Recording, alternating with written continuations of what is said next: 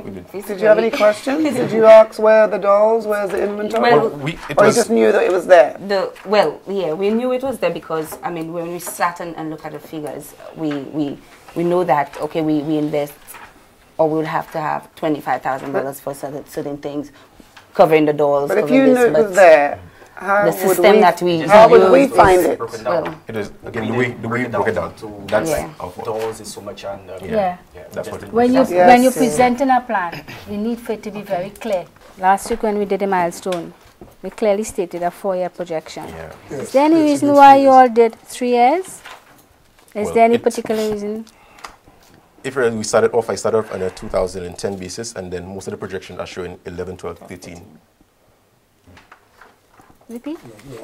It started off on, okay, we in this year as a 2010, but most of the projections are showing as a classified year 1 would be 2011, 2012, 2013. It does take into consideration 2010, but what is shown in terms of graph is 11, 12, 13, so it is... Not graphically, you have a P&L here, and I'm looking at P&L. 3 years.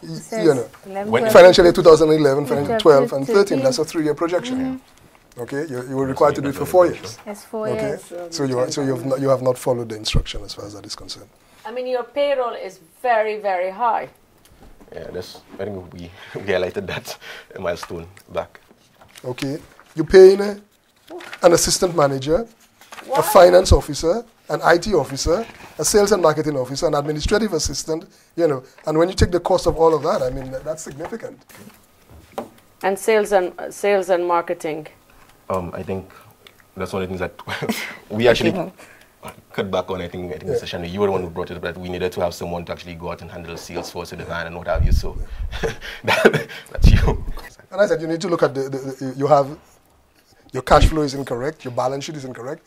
The reason it's called a balance sheet is it has to balance. You know. It doesn't balance. Balance sheet didn't balance. Yeah, that's I think. Again, off the bat we knew that because when I did the formula, I was like, so because the balance sheet feeds out of the other things that you did, right? And the other things didn't balance as well. That's one of the things that we said that okay, we knew for a fact that the balance sheet didn't add up because the formula was wrong. I was like trying to figure out what exactly was the issue. I mean, so this is a difficult part of the exercise, but it's the most important part. Oh, I see you wiped the sweat. So it was hot for one, and then we were in the hot seat, so it doubled. Yeah. The blazing seat. Yeah, today was I think the roughest we've ever had there. And understandable, I think coming in we knew that there were wanted issues with the business plan and the financials. We basically said that the formulas were inaccurate. We messed up on one aspect in the formulas, and I think that just threw off all the figures. But strangely enough, I think what I have an issue with is judges can't remember what he said. The advice that they would give, we would take it in, then we put it in, then... St. Lucia, it's now time to find out which teams will make the final 2.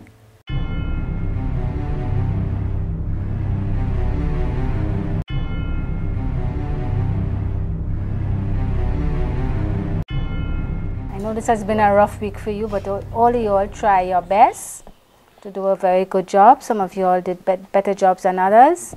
And this is a week where this milestone was very important to the entire Big Start program.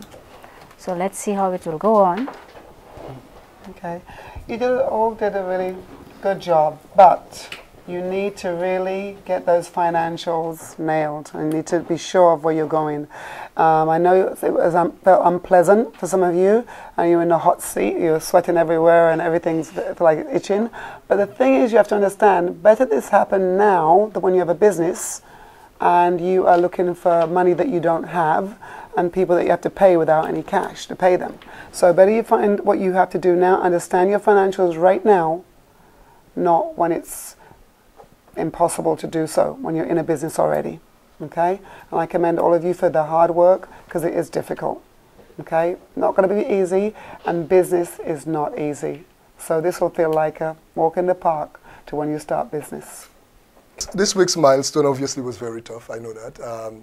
Trying to do that amount of work in the limited time that you had definitely would have been a challenge. I'm not even sure I could have done it myself.